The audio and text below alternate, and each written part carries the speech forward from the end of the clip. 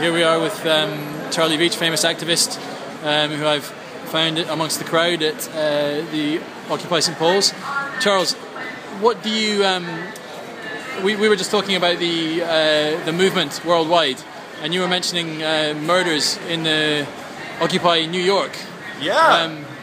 There's been 2 murders at Occupy Oakland yesterday, and 1 murder, potential murder, a man found dead in a tent at Occupy Wall Street. And the biggest worry that a lot of these Occupy type people have is that they don't know whether they're a social welfare care for the mentally disabled or whether they're an active protest camp. I don't think it can be both. There was a thing on the Occupy LSX website where they said that we need trained social workers and they need to set up a kind of city within a city of the tent city to care for all these vulnerable people. And what's happening? So is it attracting vulnerable people? Oh, very much, dude. This is like, vulnerable people come to this like flies to shit, man, because this is anti-establishment, it's quite grungy, and homeless people, to give you an example, a friend of mine who's camped out at the Finsbury Square occupation, he came back to his tent and there was a homeless guy sleeping in his tent. And what are you going to do? You're not going to evict a homeless guy when you're already breaking the law by occupying somewhere you're not meant to be. So in America, because it is anti-establishment and a lot of vulnerable people are very anti-establishment, they find themselves at the bottom of the socio-economic pyramid for whatever reason, so they have strong feelings. And the problem is, when you're mentally ill and pumped to the eyeballs full of pharmaceutical antidepressants, sometimes you go nuts and during a political argument you pull your 9mm out and blow someone's brains out, as has happened twice at Occupy Oakland. So, this hasn't happened here in London, but to give you a more personalised story, a guy tried to beat up Danny Shine, my ex-partner from the Everything Is Okay movies, and then that very same evening he cut his wrists on the steps of St Paul's.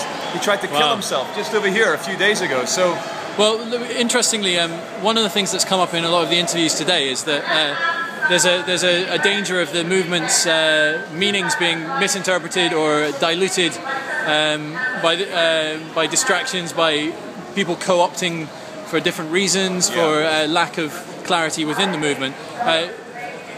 Do you think that this is linked with? Well, I think just like any installation, and let's call this Occupy thing an art installation, it's only effective for so long before it becomes a part of the background, before it becomes assimilated into the matrix. To give you an example, Brian Haw, the protester at Parliament Square, he was there for 9 years and then eventually it killed him. And he became ineffective because he was accepted and fully absorbed by the machine. So I'm thinking now, because this Occupy thing here is starting to look a bit shabby, it's starting to be maybe about 50-50 homeless people and the other 50% protesters. So maybe it's time to rethink what to do rather than just set up a shanty town outside St Paul's. Okay, that's very interesting. So what do you think, I mean, in your, if you had hope, what would you hope that this would achieve, the Occupy movement?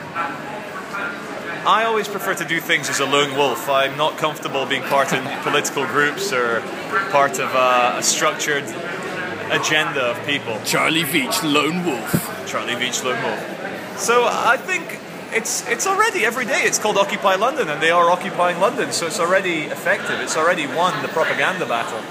But rather than just be a magnet for, you know, people that should be getting help from the state, they maybe need to now regroup, rethink, and maybe occupy somewhere else. I do firmly believe that. I don't think it's any longer effective where it is, to be honest. It's my honest feeling.